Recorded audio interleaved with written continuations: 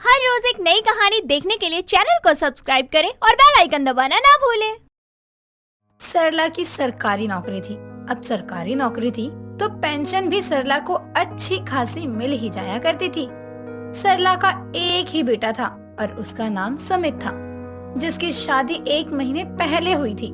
लेकिन सरला की बहू की नजर तो सरला के पेंशन पर थी, जो काफी अच्छी खासी थी। अब एक रोज सुमित अपनी पत्नी पूनम से कहता है, तुम्हें मुझ में ऐसा क्या दिखा जो तुम्हें एक ही बार में शादी के लिए हाँ कर दी? तुझे देखकर तो पहली बार तो छोड़ो, 10 बार में भी कोई हाँ नहीं बोलेगा। वो तो माँ जी की पेंशन है, बस वही एक वजह है जिस वजह से मैंने शादी के लिए तुरंत हाँ कर दी। क्या सोच रही हो? बोलो भी, क्या देखकर तुमने मुझसे शादी के लिए पहली बार में ही हाँ बोल दिया था? वो आपकी आंखें, आपकी नाक, आपके बोलने के स्टाइल पर मैं अपना दिल हार बैठी थी बस। सच में? और मुझे तो तुम पूरी की पूरी पसंद हो। मेरा दिल तो तुम्हें देखकर धड़कने लगा था। कितना पकाता है ये। मैं तो चलूं अपनी सासू माँ की सेवा करने, तभी तो मुझे बुढ़िया की पेंशन मिलेगी।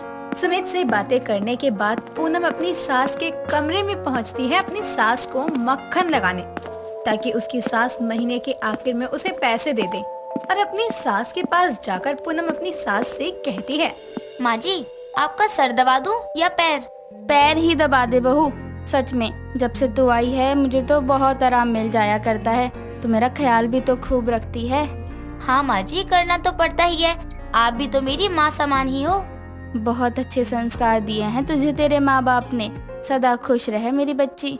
पूनम अपनी सास को कहीं कोई शिकायत का मौका नहीं देती थी, और उसके पीछे भी तो एक वजह थी। और वो वजह ये थी कि पूनम तो सरला के घर की बहू पेंशन के पैसों के लिए ही बनकर आई थी, ताकि वो अपने शौक पूरे कर सके अपनी सास की पेंशन के जरिए। हालांकि 1 महीने तो पूनम अपनी सास की पेंशन के पैसों से कोई डिमांड नहीं करती थी। लेकिन एक रोज सरला अपने बेटे को सुबह सुबह कहती है, सुमित, ऑफिस जाते वक्त इस पासबुक पर एंट्री करवा लियो, ताकि पता चल जाए कि इस महीने के पैसे आए भी हैं या नहीं। सरला इतना कहती ही है कि किचन में काम कर रही पूनम किचन से निकलती है और अपनी सास को कहती है, सुनिए जी, माँ जी की पेंशन आनी है तो एक नया फ्रिज, एक कूलर ले आना, क्योंकि तुम्हारी सैलरी से तो घर का खर्चा चल जाए, वही बहुत है। क्यों बहू, पुराने फ्रिज में क्या हुआ है? वो अच्छा भला तो चल रहा है। माँ जी, आज ही देखा मैंने एक फ्रिज, थोड़ा महंगा है पर किश्तों पर ले लेंगे, बहुत ही अच्छा है। आइसक्रीम भी बन जाती है उसमें। चल बहू, तूने पहली बार कुछ मांगा है, मेरी इतनी सेवा भी करती है तो मना नहीं करूँगी। सरला के पेंशन के पैसों से फ्रिज और कूलर भी आ जाता है, लेकिन किश्तों पर।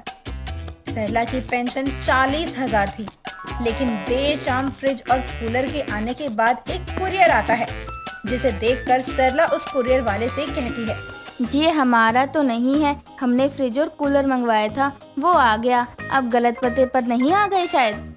जी, पता तो इसी घर का है और नाम पूनम है जिनका ये सामान है। पूनम का? उसने अब क्या मंगवा लिया? अभी पूछती हूँ। अब जैसे ही सरला अपनी बहू को आवाज लगाती है, वैसे ही पूनम आती है और कुरियर वाले को देखकर खुशी से कहती है, लो, मेरा ऑर्डर ही आ गया। माँ जी, ये मैंने मंगवाया है, इसमें साड़ी है, बस 1,000 रुपए की है। चलो माँ जी, मैं जब तक साड़ी देख लूँ आप पैसे दे देना इन्हें। इतना कहकर पूनम चली जाती है और कुरियर वाला सरला को देखने लगता है, और सरला भी कुरियर वाले से कहती है, सही फंसाया है दोनों ने। एक सामान लेकर चली गई और ये बिना पैसे लिए जाएगा नहीं। अब सरला कुरियर वाले को पैसे देने के बाद पूनम से कहती है, बहू, तूने तो आज मुझे 1 लाख का चूना लगा दिया। एक तो वो किस्त सालों तक चलेगी, और अभी ऑर्डर करके साड़ी मंगवाने की क्या जरूरत थी? माँ जी, आप कहे तो मैं अभी इसे वापस कर देती हूँ। मैंने तो सोचा था पड़ोस की विमला आंटी के घर में जो पूजा है ना, उसमें पहनूंगी, लेकिन आप तो मुझ पर गुस्सा कर रही हो। नहीं नहीं बहू, गुस्सा नहीं हो रही, समझा रही हूँ कि इतना खर्चा नहीं करते। सुमित की तनख्वाह भी तो कम है ना। अब सरला के चले जाने के बाद पूनम खुद से कहती है, जब तक है सासू माँ की पेंशन तो काहे की टेंशन, बेचारी सासू माँ। सास की पेंशन से घर का राशन, बिजली का बिल, घर के छोटे मोटे खर्चे और फालतू की चीजों को ऑर्डर करके मंगवाना, बस यही पूरे दिन पूनम करती रहती थी और अपने पति के पैसों का बराबर हिसाब रखती थी। एक एक रुपए का हिसाब लेती थी वो अपने पति से। इधर एक रोज महीने की आखिरी तारीख को सरला की दवाई खत्म हो जाती है और दवाइयों के लिए उसके पास पैसे नहीं होते, जिस वजह से सरला अपनी बहू को कहती है, बहू सुमित से मांगकर मुझे 2000 दे दे, मेरी दवाइयाँ खत्म हो गई हैं। माँ जी, अभी तो पैसे नहीं है उनके पास, कल ही बैंक में रखवाए हैं। बार बार डालना फिर निकालना अच्छा थोड़ी लगता है। और अब सुमित जी के पास भी तो और काम है ना।